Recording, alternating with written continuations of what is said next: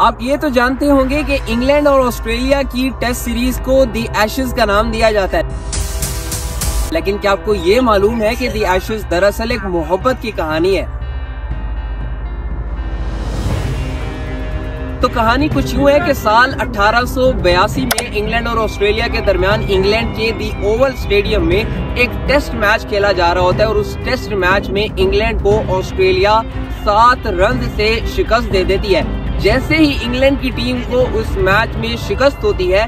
पूरे इंग्लैंड में ये बवाल मच जाते हैं कि इंग्लैंड की टीम ऑस्ट्रेलिया के अगेंस्ट ये मैच कैसे हार सकती है, क्योंकि इंग्लैंड अपने घर में पहली मर्तबा कोई मैच हार रही थी। इस वजह से इंग्लैंड क्रिकेट फैंस बहुत ज्यादा डिसअपॉइंट हो रहे थे और उसके साथ साथ उस वक्त English newspaper the Sporting Times ने एक ऑबिचरी पब्लिश की जिसमें उन्होंने ये लिखा, the English cricket has died and the body will be cremated and will be taken to Australia. जिसका मतलब यह है कि इंग्लिश क्रिकेट मर चुकी है और उसकी बॉडी को जलाकर उसकी एशेज यानी राख को ऑस्ट्रेलिया ले जाया जाएगा। और वो ऑबिचरी इतनी ज्यादा वायरल होती है कि इंग्लिश कैप्टन इवो ब्लाई उसको पढ़कर ये कहते हैं कि वो इसी साल ऑस्ट्रेलिया जाकर उस एशेज को वापस लेकर आएंगे। और फिर इसी साल इंग्लैंड क्रिकेट टीम ऑस्ट्रेलिया में जाकर 3 टेस्ट मैचेस की सीरीज खेलती है, जहां पर इंग्लैंड की टीम एक कांटेदार मुकाबले के बाद ऑस्ट्रेलिया को 2-1 से उस टेस्ट सीरीज में शिकस्त देती है। जिसके बाद वहां की एक लोकल खातून जिनका नाम फ्लोरेंस होता है, वो उस मैच की बेल्स और स्टंप्स को जलाकर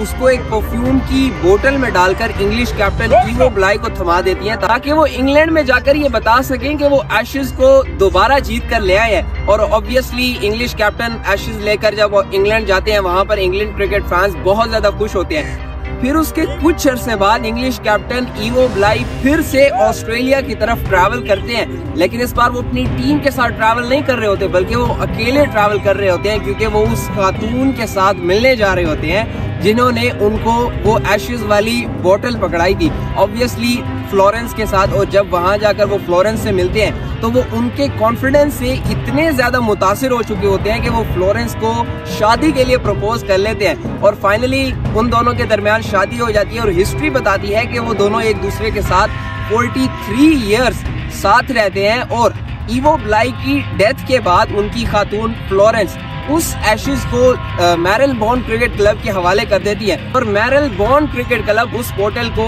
लंदन के दी लॉर्ड्स स्टेडियम में महफूज कर लेता है और वो बोतल आज भी लॉर्ड्स स्टेडियम के म्यूजियम में पड़ी हुई है। और जब भी इंग्लैंड और ऑस्ट्रेलिया के दरमियान कोई टेस्ट सीरीज होती है तो वो जो ट्रॉफी होती है एशेज की शक्ल की, वो उस एशेज की कॉपी होती है रियल वाली, तो आज भी वहां पर लंदन के दी लॉर्ड्स स्टेडियम के म्यूजियम में पड़ी हुई है। अब यहाँ पर मेरा आपसे सिर्फ एक सवाल है कि इस बार इंग्लैंड और ऑस्ट्रेलिया के दरमियान जो दी एशेज सीरीज खेली जा रही है, जो कि इस वक्त ऑस्ट्रेलिया में हो रही है, वो उस टेस्ट सीरीज में कौन डोमिनेट करने जा रहा है, मुझे कमेंट बॉक्स में जरूर बताइए।